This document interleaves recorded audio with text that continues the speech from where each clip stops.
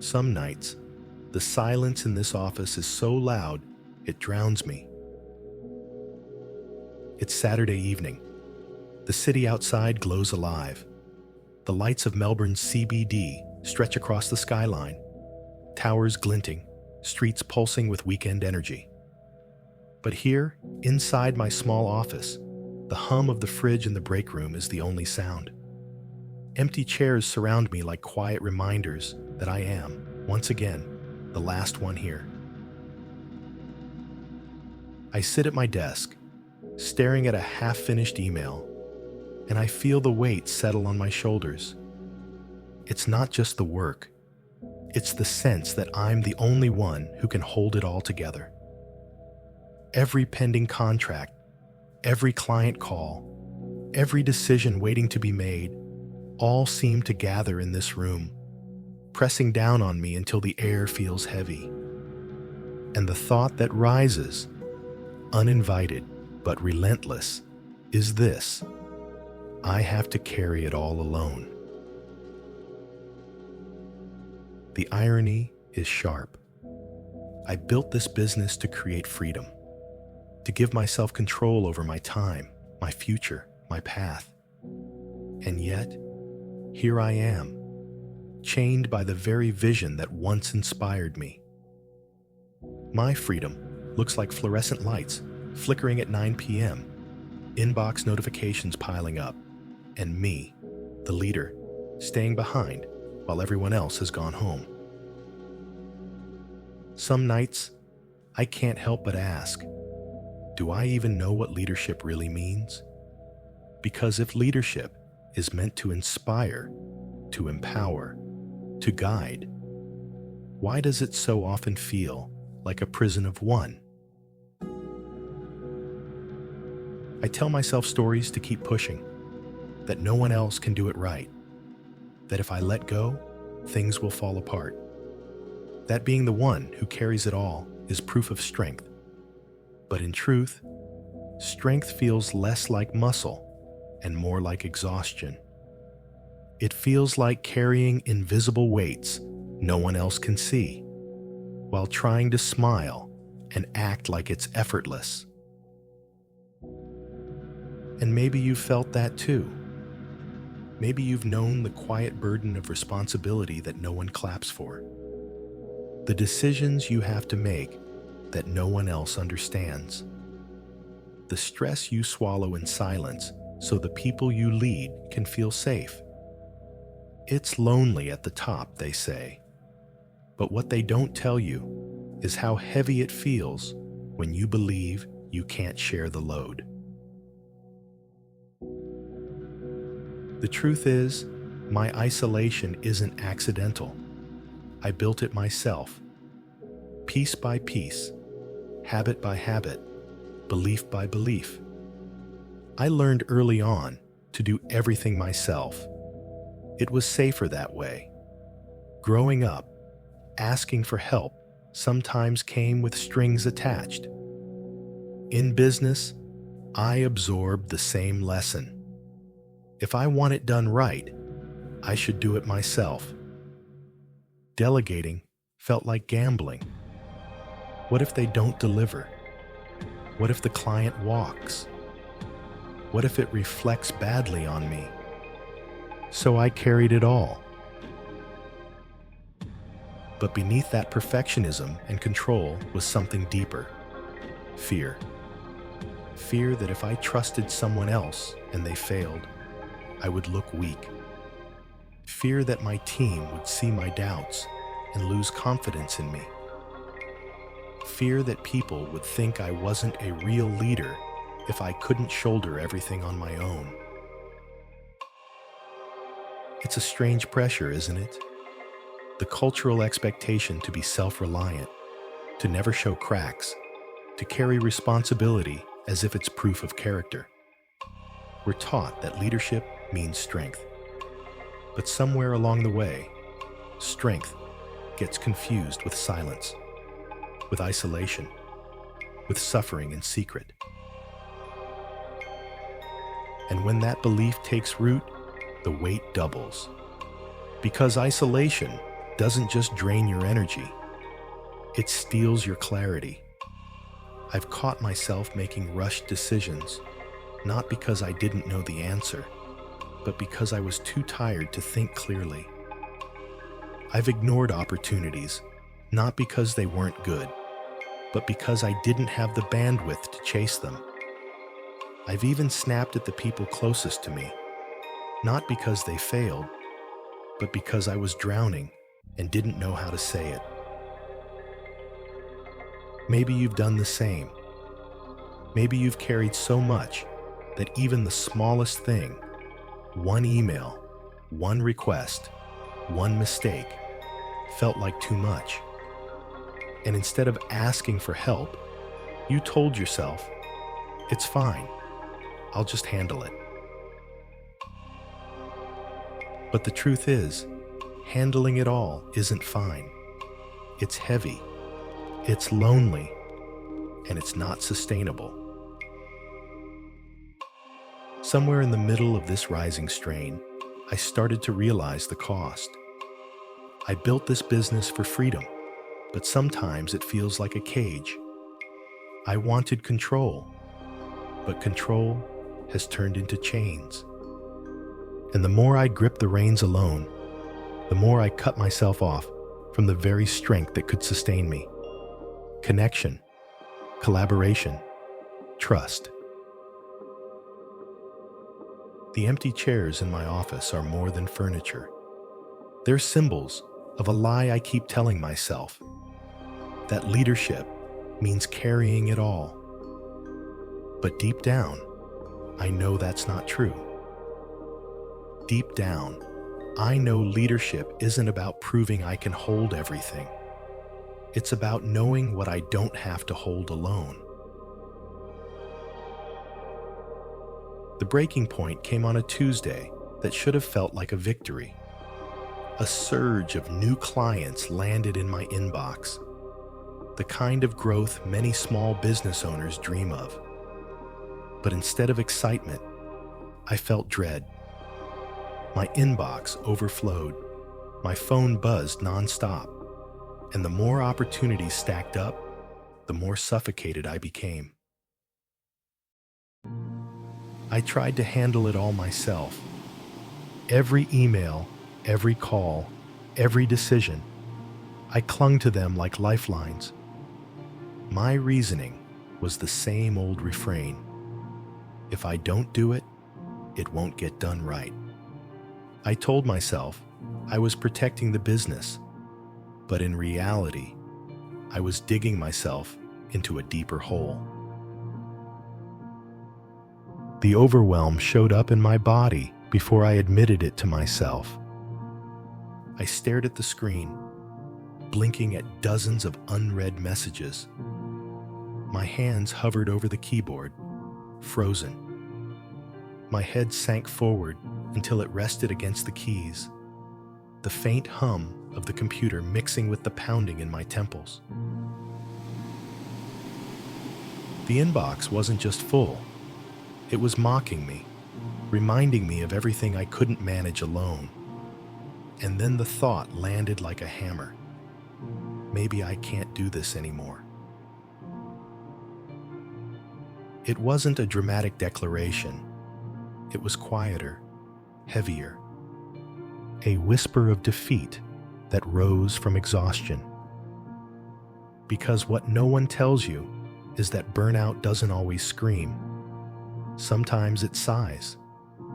Sometimes it's the quiet surrender of someone who's tried too long to carry a load they were never meant to carry alone.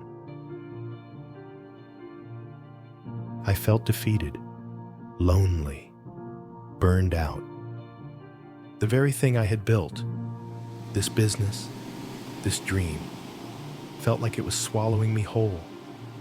And at that moment, I wasn't a leader. I was just one person, crushed under the weight of pretending I could be everything. But change often begins in the smallest, most unexpected moments. For me, it happened when my wife stepped into the room. She had watched me spiral for weeks. Late nights, heavy sighs, the slump in my shoulders. Without asking, she picked up my phone when a client called.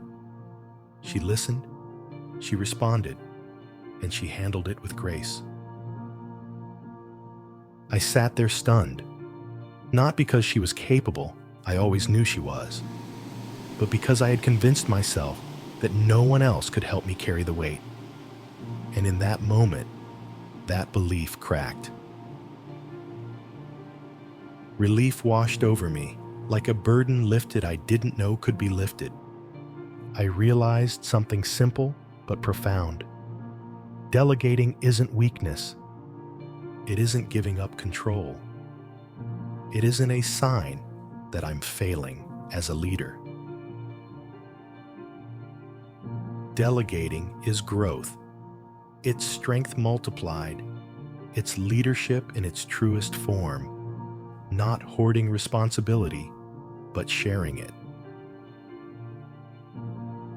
That small act, my wife answering that call, became symbolic for me. It was proof that the world didn't collapse when I let go. Clients didn't vanish. The business didn't crumble. In fact, it grew stronger because I was no longer carrying it all alone. Share, trust, multiply. I began to see leadership differently. It's not about proving I can carry everything. It's about knowing what to carry and what to share. It's about recognizing that when strength is divided, it doesn't weaken, it multiplies. I pictured the empty chairs in my office again, but this time, instead of symbols of isolation, I saw them as invitations. Invitations for others to sit beside me, to contribute their ideas, their strengths, their presence. Leadership wasn't meant to be solitary. It was meant to be shared. And the truth finally settled in. This business was never meant to be carried alone. That realization didn't erase the workload, but it reframed it. It reminded me that asking for help isn't surrender, it's strategy. It reminded me that leaning on others isn't weakness, it's wisdom. And it reminded me that the strongest leaders aren't the ones who carry the most. They're the ones who know how to multiply strength. Isolation in leadership isn't only about the tasks you carry. It's about the invisible story you carry with them. That story usually whispers, if I don't do it, it won't be done right. Or worse, if I let it go, I'll lose control. This reset practice is about rewriting that story inside your body, not just in your head. Start by sitting down somewhere quiet. Place your hands flat on your desk, palms open. Feel the weight of your arms resting there, steady. Notice the hum of the room around you, the air conditioning, the tick of a clock, maybe even the buzz of a fridge in the corner. Those subtle sounds remind you that you're not alone. The world itself is carrying a rhythm with you. Now, right at the top of a page, this business is carried by many, not just me. Let those words sit for a moment. They may feel untrue at first, almost like you're lying to yourself. But breathe through it. This is the beginning of reshaping belief. Then make your list, every single task, big and small. Don't organize, don't filter, don't edit. Just pour them out. Client calls, bank reconciliations, open homes, marketing plans, even the errands that sneak into your business hours. When you're done, pause and look at the list. Notice how heavy it looks. Notice how endless it feels. That heaviness, that's the exact reason you've been drowning in isolation. Now take your pen and circle one task, just one. The ritual begins here. The one task you choose doesn't need to be monumental. It could be scheduling a meeting. It could be sending the first draft of a proposal. It could even be the grocery run you've been sneaking in between open inspections. Whatever it is, choose it intentionally, then commit to handing it off. Here's what happens when you circle it. Your nervous system registers a boundary. You're saying to yourself, this one doesn't belong solely to me anymore.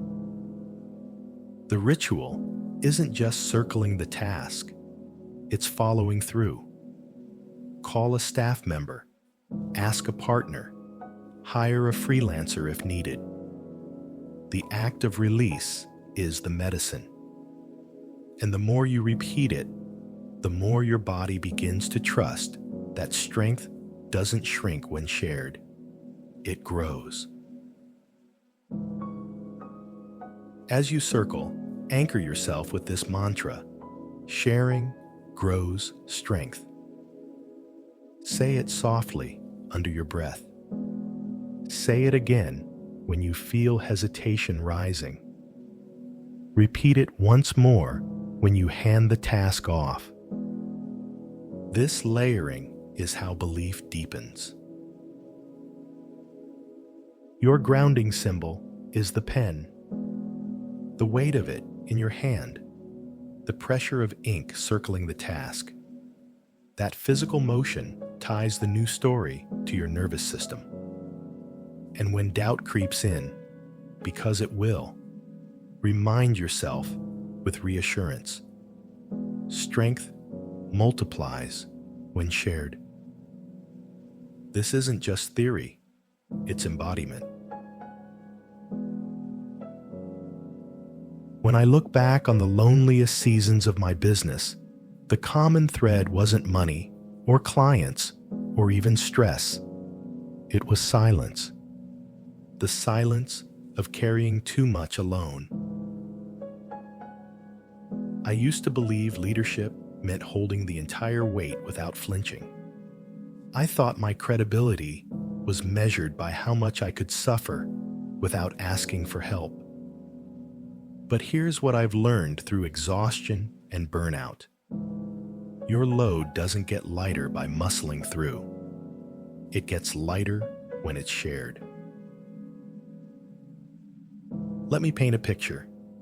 Saturday night, the CBD lights glowing outside. My office is filled with nothing but the hum of the fridge down the hall. My inbox is overflowing. The phone won't stop buzzing, and every chair around me is empty. That emptiness isn't just physical, it's emotional. It whispers, you're on your own. But then something shifts. My wife picks up the phone and handles a client call while I sit with my head in my hands. In that tiny moment, I feel the weight lift. Not because the task was monumental, but because the burden was shared. That's when I realized delegation isn't weakness. It's partnership. It's growth. Now, when I walk through the office and see those empty chairs, I don't see loneliness anymore. I see invitations. Invitations for teammates, for community, for shared strength. So tonight, I want you to carry this line with you. Shared strength is multiplied strength. That's not just a phrase to memorize. It's a way of living. Every time you delegate, Every time you trust, every time you let someone else step in, you're multiplying strength. I switch off the office lights. Instead of staying behind, chained to the silence, I walk out. The city hums around me, and there, waiting at home, is my family. They're the reason I started this. They're the proof that leadership isn't carrying it all. It's knowing what to carry together.